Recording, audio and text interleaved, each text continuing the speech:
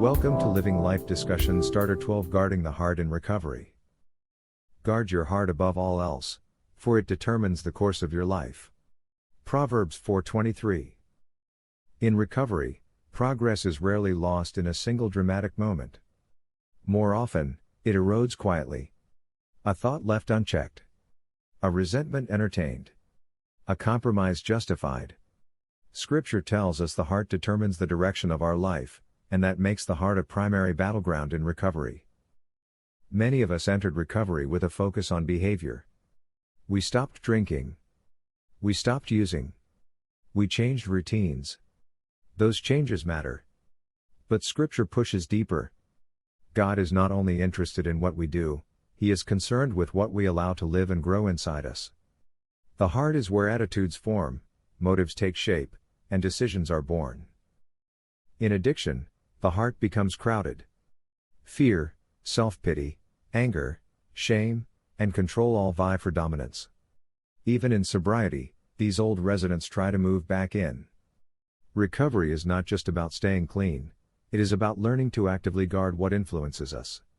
What we listen to. What we dwell on. What we replay in our minds. Guarding the heart is not passive. It requires awareness and intention. When resentment goes unaddressed, it hardens the heart. When unforgiveness lingers, it poisons our thinking.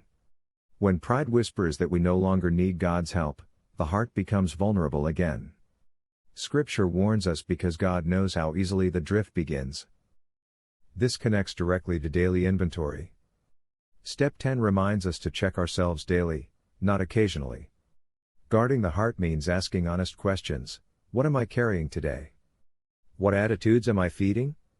Am I trusting God, or trying to control outcomes? These questions expose what is really shaping the course of our lives. Jesus spoke often about the heart because transformation always starts there. External compliance without internal change eventually collapses. A guarded heart is not a closed heart, it is a protected one.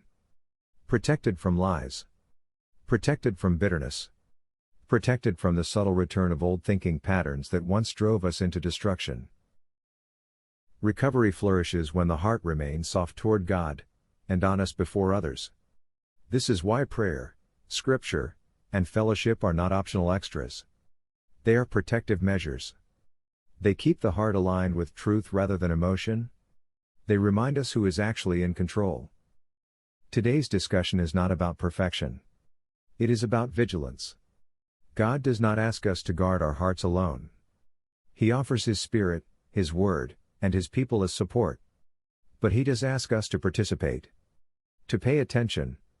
To take responsibility for what we allow to shape us. Discussion starter questions. What attitudes or emotions have been most challenging for you to guard in recovery? How do resentment or fear show up in your thinking before they affect your behavior? What daily practices help you guard your heart and stay spiritually grounded? In what ways have you noticed small compromises leading to bigger struggles in the past? How can this group support one another in guarding the heart moving forward? Recovery is about living life, not merely avoiding relapse.